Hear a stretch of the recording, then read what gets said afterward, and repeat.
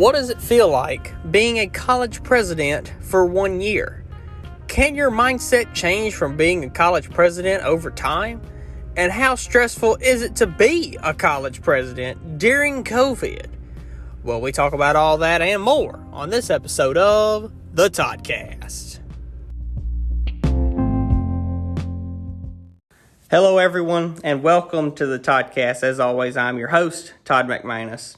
And this episode, not only is it being one of the earliest recorded episodes this past year in 2021, and there's only a few people that I would record with early in the morning as it is at 9 a.m., which is early for me anyway. And my guest is one of those few people. Please welcome back the president of ULM, Dr. Ron Berry. Dr. Berry, how are you doing? I'm good, Todd. Thank you for coming back to visit again. And I really appreciate you getting up this early. Well, being a college student and only online, it's like I'm more of a night person myself, Yeah. So here we are. Next week is finals week. So the last time I was here was actually in September of 2020. So it's been a good amount of months, which does not feel that long to me. And since you've been here, because that was right around the time that you got elected. That's exactly right. Yeah, when we first visited, I had just been appointed to the position of president. So you were one of the first people that interviewed me. So it's been 7 or 8 months now. Yeah, and that's wild to me. And I'm not even, you're the one in the position, It seems, like you said, it doesn't seem nearly that long. Yeah. So I guess that old saying of time flies when you're having fun is true, because it really feels, like a couple of weeks, a month or so. But every day is different, and that makes it fun and exciting. And so time really has flown by. And in these past around 8 months or so, how has your experience been so far as the president of ULM? It's been awesome.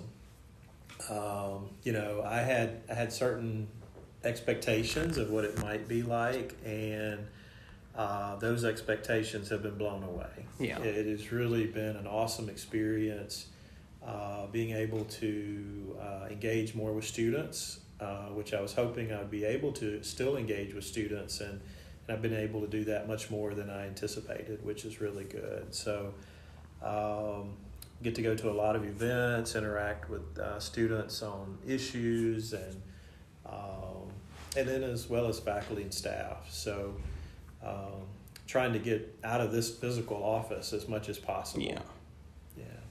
And being appointed the president, you had some beliefs and things that you thought of, like, okay, this is the way it's going to be, how I'm going to do it. And since then until now, has your mindset changed since being the president? No, I don't think it's changed at all. In fact, if anything, my commitment and my drive and my passion has just gotten stronger. I think I shared with you in the first podcast that my rationale for pursuing the president's position was to be able to have a bigger impact on the lives of people, and to create opportunities for people, and to help our region become a more inclusive region with opportunities for everyone. And just being in the position has helped me really solidify that passion and that goal. And to me, there's no other thing for this university to be rather than a place that gives opportunity to as many people as possible. Yeah.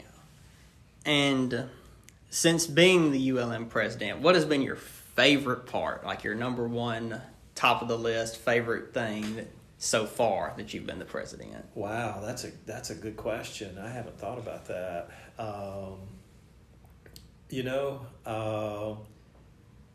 Actually, I think it's just been interacting with students and faculty and staff, and listening to them talk about their experiences at the university, The last few weeks we've been going around the state and holding scholarship banquets for our freshman class of 2021, and just to be among them and their parents and to see that excitement and that enthusiasm that they have about becoming a Warhawk.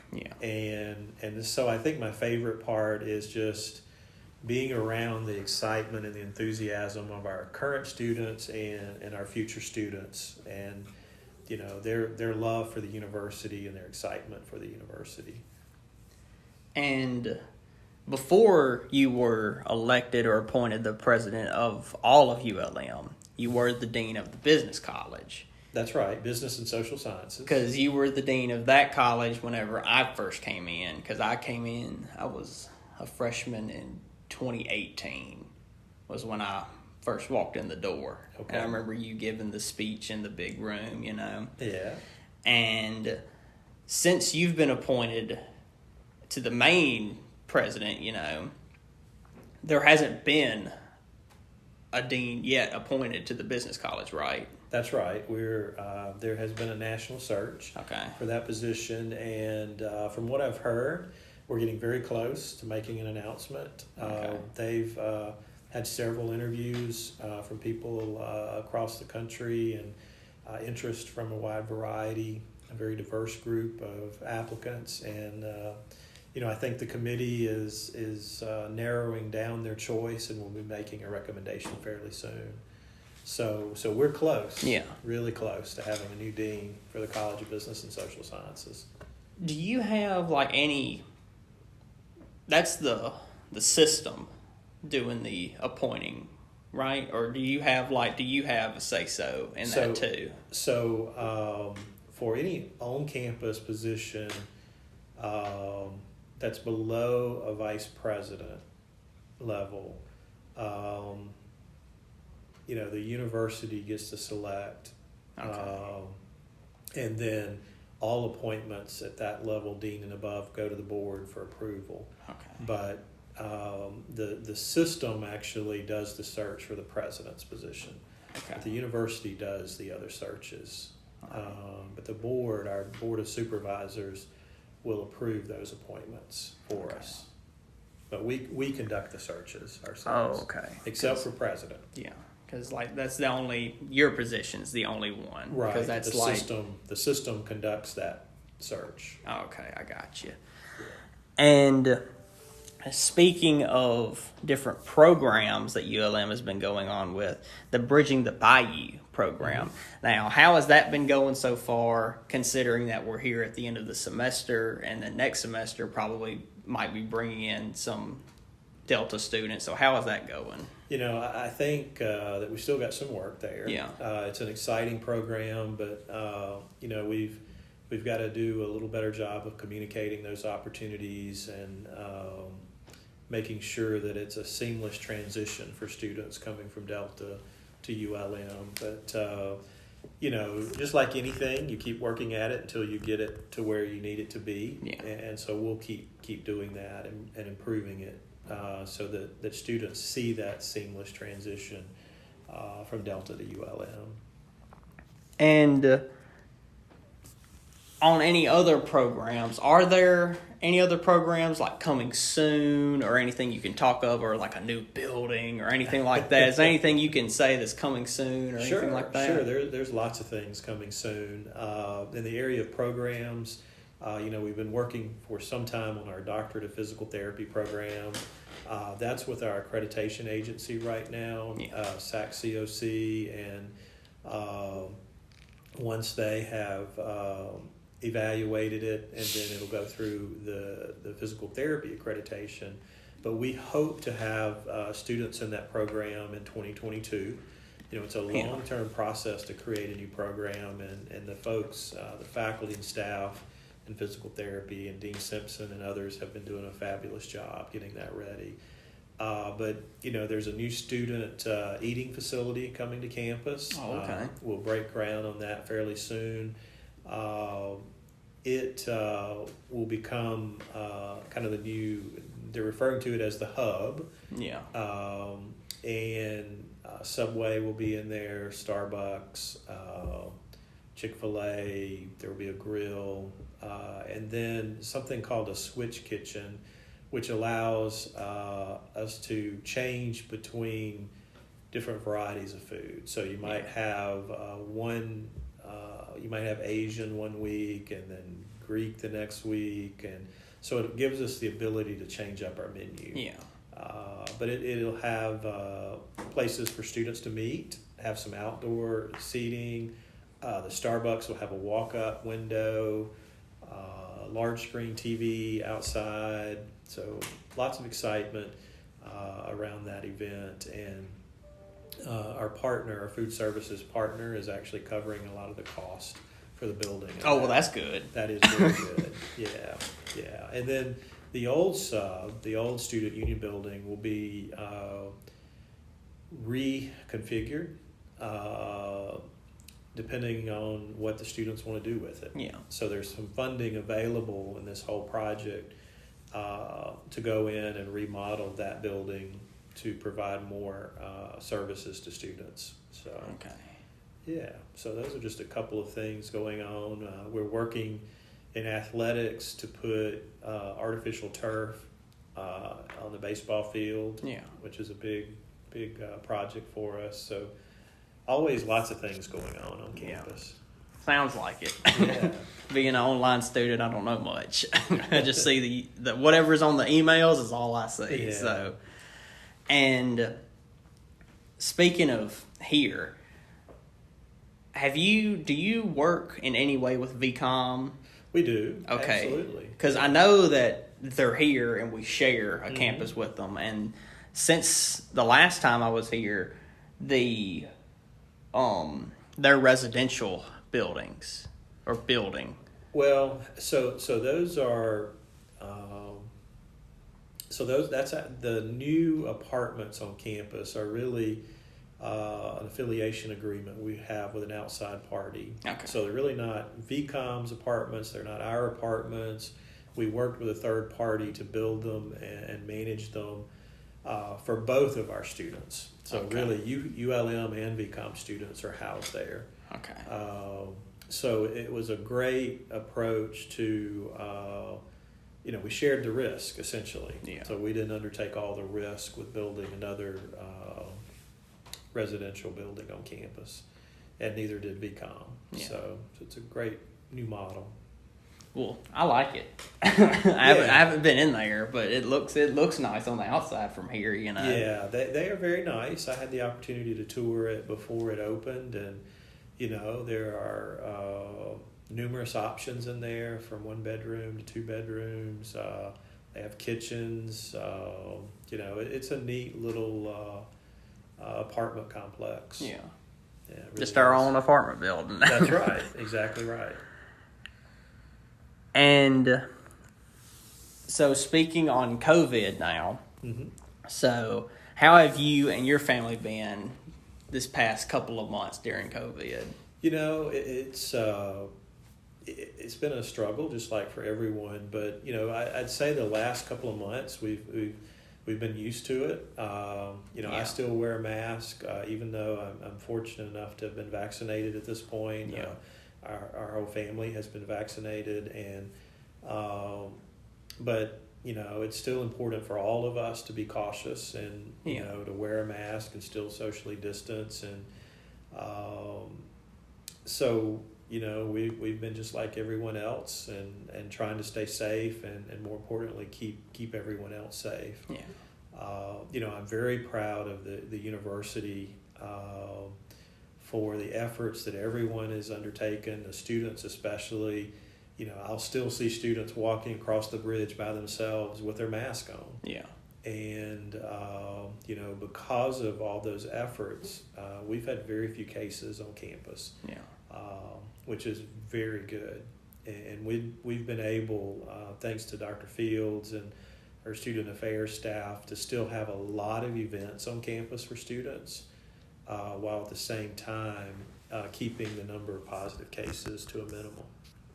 Which you're right about the events, because that's something to me, because like I'm getting an email almost every week about here's this, come eat this food, you know what I'm saying? Yeah, like, exactly right. Exactly right. And I know that ULM was actually vaccinating people from here too, Right. which was a big deal in my opinion. It was a great service to the community and our campus.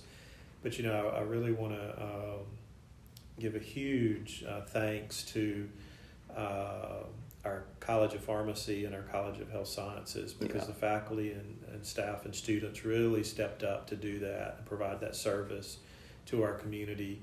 And then we had students from our other two colleges volunteer to help as well. They weren't there to give shots, but they were to help sign people in and get them to the right place, the right stations. But yeah, really, it's neat when you have some healthcare heroes on campus that step up, and especially during times like this, to provide that critical community service. And like you said just a minute ago, I'm with you and believe that ULM has done great with dealing with COVID. Right. Ever since it happened way back, when the pandemic really started in March of last year, and here we are in May of 2021, over a year later. And when it started, you weren't even the president of ULM, So I think it's got to be difficult a little bit for you, because you had to start in the middle of all this, basically. Right. But fortunately, Dr. Bruno and Dr. Lidoff had started things off in a great way and created an environment and a culture of keeping people safe and healthy. And so, transitioning into the leadership spot was a little more challenging because of the pandemic.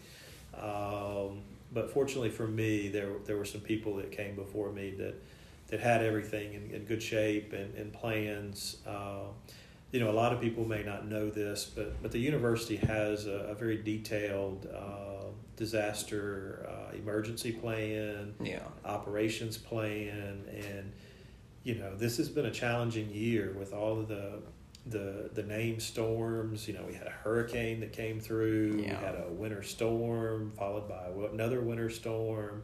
It rained big last night too, with the tornadoes too. Exactly right. So, the campus has really done a phenomenal job, and I can't say enough about our university police department and Chief Torgrosa, who oversees that emergency plan and disaster preparedness plan. They've really done a phenomenal job in keeping us all safe. Yeah. And since basically a lot of people are getting vaccinated, I know the faculty, most to all in that range, have probably gotten it. Well, we've got some work to do there too. So, we still need to work hard at increasing awareness of the benefits of getting vaccinated. And there are some stories out there that it's not safe, and but the research tells us that they are safe and they work. And what's scary to me and concerning to me is all the variants that are out there now of the pandemic of COVID. And we just need to make sure that all of us do everything we can do to remain safe. And as of right now, do you know of any plan or those steps you're going to take for the next semester starting in the fall? So we're hoping to be as close to normal as possible in the fall. The governor has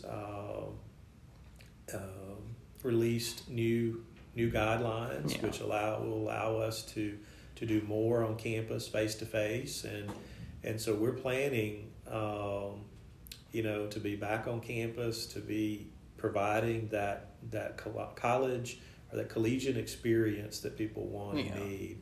But we'll still have signs. We'll still have probably mask requirements in certain situations, and we'll ask people to still social distance and as much as possible. So, but because of the vaccines, we will be able to be much closer to normal in the fall, unless something drastic happens with some of the variants, which we hope, of course. But if it keeps going down like it has been lately, with the amount of cases, which is good in my opinion of that summer is about to start, even though it may not be good for like vacations and all that kind of stuff.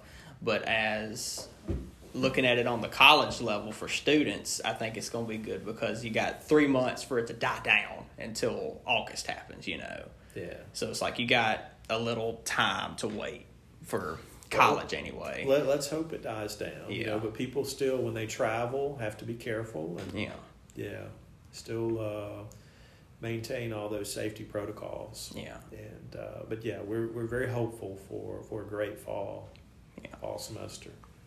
And with all that being said, is there anything, to basically end this off, anything you'd like to add or say to the students that are graduating, the students that are taking finals, and even if you wanted to say something to the students that may be listening that are incoming in the fall? Yeah, sure. I appreciate that opportunity. It has, being able to serve as the president has far exceeded my expectations, and for those students who are about to graduate, we're so happy for you. We're so proud of you, and we look forward to the face-to-face graduation. We're so excited about that and the ability to do that. As most people know, there will be 4 separate ceremonies. They'll be by college, but we'll do it in a safe way and be there to help celebrate all of your accomplishments. You'll be there at every one of them. I'll be there at every one of them. I'll be on stage with every one of them, absolutely. And, of course, good luck to all the students in their finals. You've made it through a very difficult semester. You face some challenges that other students haven't before, and we're proud of you. We appreciate your dedication and your diligence and your hard work, and just know it'll be worth it. So study hard, and best of luck on finals. And of course, to our future Warhawks, we can't wait for you to get here so that we can help you figure out what your passion is, help you figure out what path might be the best path for you. And we look forward to helping you along that path so that you can have a great future when you graduate from ULM. Cool. Thank you for being here. You'll have to join me again maybe in another year and yearly checkup, I would look forward to that. And so thank you once again for being here. You bet. As always, please rate and subscribe. And if you're listening on YouTube, please like, comment, and subscribe. And click that bell to get notified when new videos are uploaded. And make sure you follow the Toddcast only on Instagram at @the_Toddcast_ for all your Toddcast social media needs. Make sure you tell your friends and your family or anybody really to give it a listen. And thank all of you for listening to this episode. And if you want to know what's going to happen next week, well, I guess you're just going to have to tune in to find out. Only on the Toddcast.